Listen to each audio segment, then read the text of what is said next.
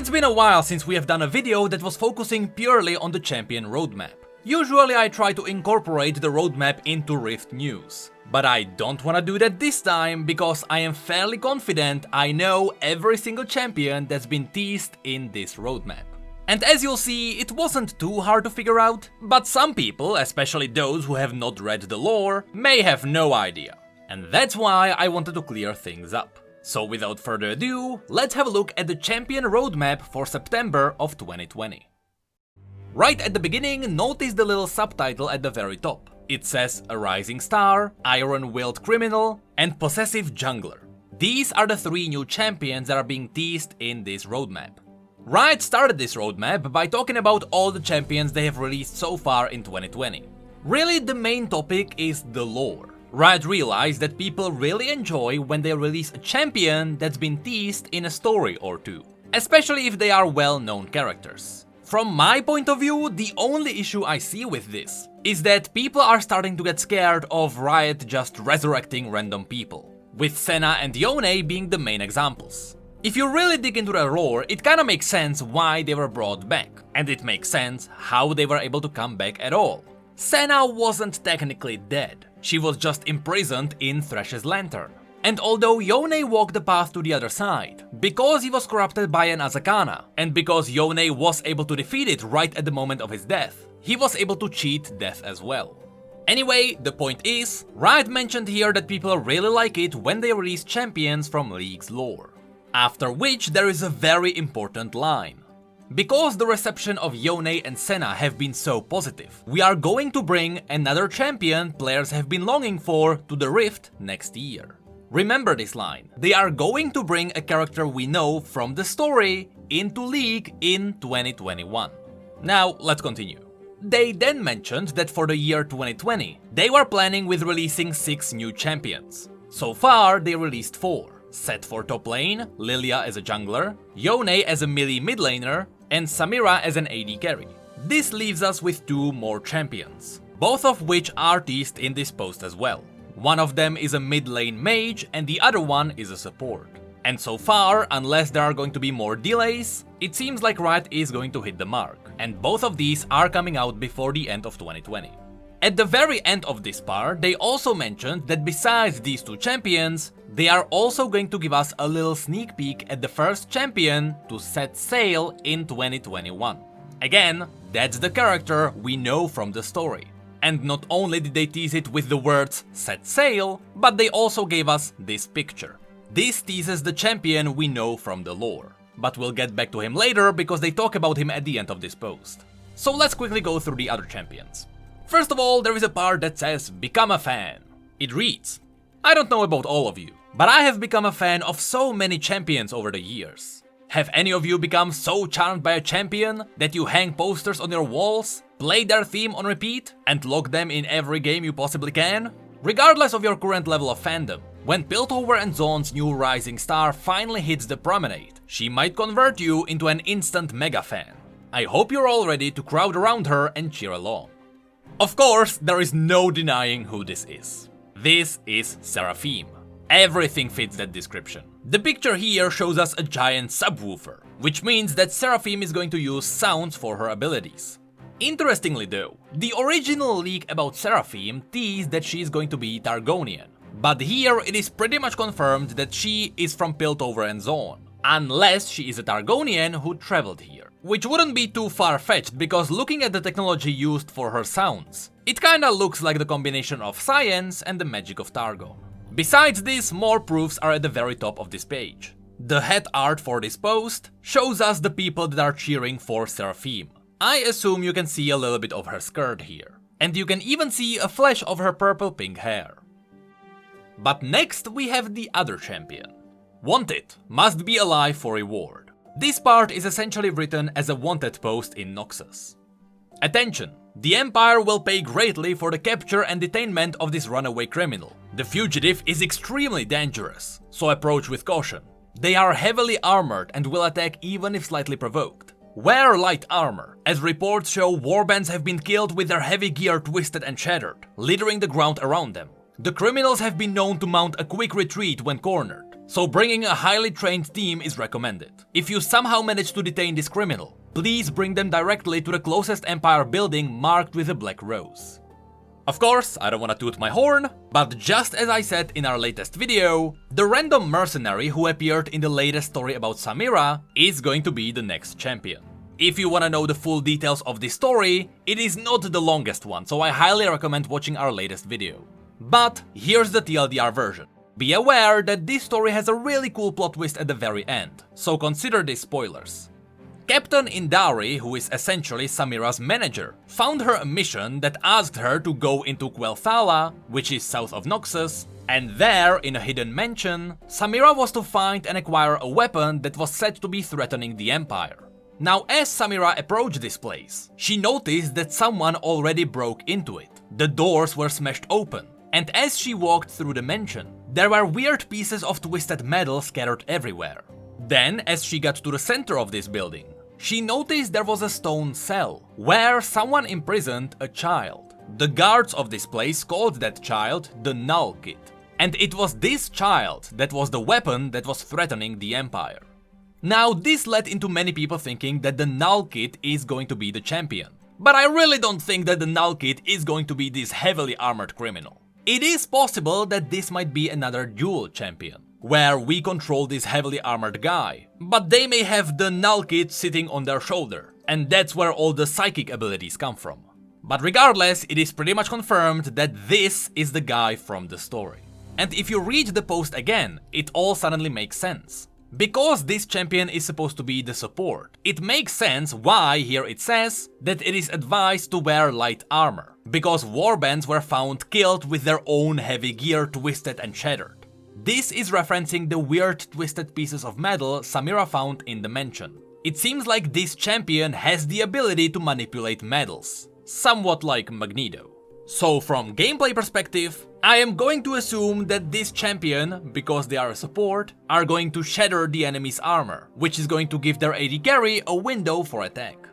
Before we leave this champion, we should also mention the giant lance. This weapon isn't really typical for Noxus, to be honest. And considering the fact that at the background you can see a horse, maybe this is a rider on a horse, and that's why they have a lance. But since they are supposed to be a big juggernaut, I am not sure if they fit on a horse. Although, it makes sense why in the story, all the doors of the mansion have been absolutely annihilated. It's likely because wood is not going to stop this person.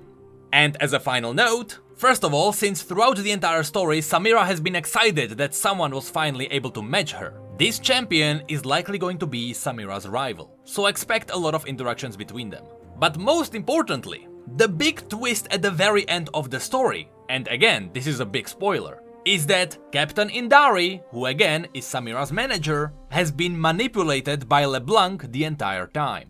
Technically, it was LeBlanc's people who crafted Samira her weapons. And it has been LeBlanc who has been hiring Samira for the missions from behind the scenes. That's why Samira was sent to find the Null Kid and capture this criminal. It's the same reason why at the very end of this post, it says that whoever captures the criminal is supposed to bring them to a building marked with a black rose. It's because LeBlanc wants this criminal captured. And now onto the final new champion. This part doesn't say a lot, but it says enough for us to know who we are dealing with. Twisted obsession. What would you do for love? Would you go to the end of the world? Would you give up everything you have? Would you go to the brink of life and death? If you are willing to do anything, you may just find yourself falling for a romantic new jungle skirmisher, who will be twisting hearts and possessing minds early next year. So this, together with the picture at the beginning, is teasing the character coming in 2020, which we are supposed to know from the lore. And let me tell you, it took me a while, but it is very easy to figure out who this is. You see, at first I thought that there is no way this could be the Ruined King. But the more you dig into this, the more it makes sense. The reason why I didn't think it would be him is because the description of a romantic new jungler skirmisher didn't really fit the Ruined King in my head. Yes, he is romantic, but a jungle skirmisher felt out of character. But that's about where the inconsistency ends. Everything else fits perfectly. If you have a look at the ring, at first I thought it looked a bit Demacian, because, you know, it's silvery gold with a blue gem. It screams Demacia. But then I also thought it could be Shuriman, even though the hard angles and those circles didn't really fit the style. But then I realized that this could also be from a place we just don't know about, which certainly fits the kingdom of the Ruined King. It has never been confirmed where the old kingdom of the Ruined King was from. It is speculated it was around Noxus, but from all the canon lore we simply don't know. Going through what the post said once again, you may notice that it all fits the Ruined King as well. What would you do for love? Would you go to the end of the world? From his story, you may remember that the Ruined King did exactly that. He traveled from his kingdom to the islands shrouded in mists that were quite literally at the edge of the world, as far as the maps say. Then, when the post says, would you go to the brink of life and death? Well, the Ruined King did that as well.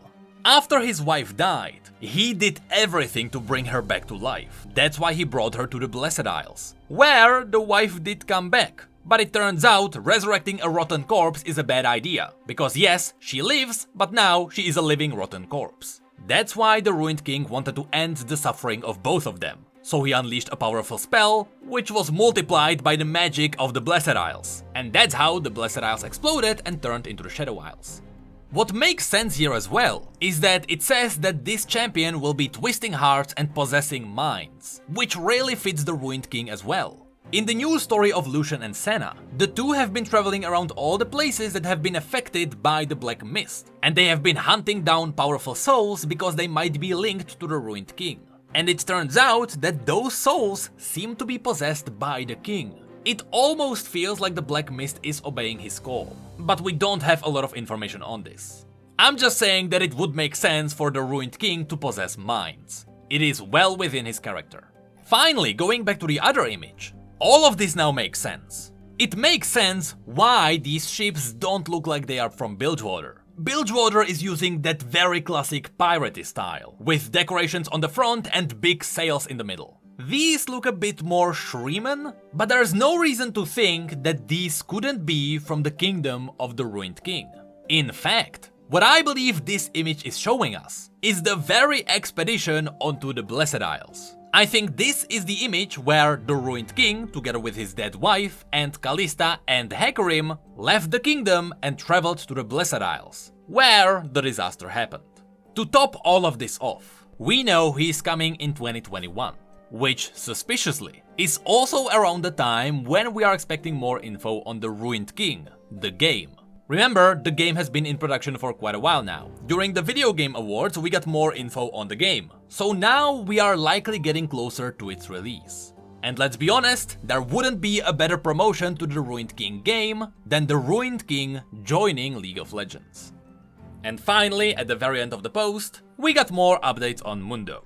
There is not much to talk about here. They still wanna make sure that Mundo is a simple champion. Because Mundo goes where he pleases, they want to make him unstoppable, which means that he also won't have any hard CC. And visually, they want to make Mundo look more up to par with the other champions. Which makes sense. However, I am not sure if this quite hits the mark. Mundo has been the only really comical champion that we have had in League of Legends. Mundo is everything ridiculous. But I don't get that vibe from these images. I really like how he has the restraining vest ripped open. That fits him being an insane person. But he almost looks too smooth. Look at the haircut. That doesn't look like a dirty madman. That looks like he's going to sing us a pop song. Also, I am not sure what I think about the things he has on his arms. These are likely some zoonite augments that, as you can see on the right, probably infuse him with some kind of chemical, just like Warwick. And the reason why he has this is because this was a way for Riot to replace the syringe which he had in his shoulder. However, the side effect is that this makes him a lot less gross. Remember, Mundo is supposed to be a champion whose favorite snack is toenails. He is very much the definition of gross. So that's why I'm sad to see that they replaced the syringe in his shoulder and all those cuts and marks with some really smooth technology. He just doesn't come out as creepy at all now. Which to me is a bit sad. Can we have the hand, please? Anyway, to finish the video off, Riot also mentioned the next VGU. Or at least they mentioned how they are dealing with it. Apparently, after they rebuilt the website, they found out they can't do another poll on the VGUs. That's why Riot already started working on the next VGU without a vote. However, Riot mentioned here that the next VGU was not shown on the voting poll. And if you remember, the champions there were Mundo, Fiddlesticks, Nocturne, Shyvana and Volibear. Out of these, only Nocturne and Shyvana have not got a VGU. So since it's not going to be either of them, maybe Riot is finally looking into some of the Voidborn. Because right now, the Voidborn by far have the oldest models. For example, in case you didn't know, Cho'Gath has had the same model since 2009. He has 11 years old model. It is incredible that he has not gotten a VGU yet. That's why I am hoping that Riot is focusing on the Voidborn now. They really need some help. With that said, Zilean could also use more than 3 fingers.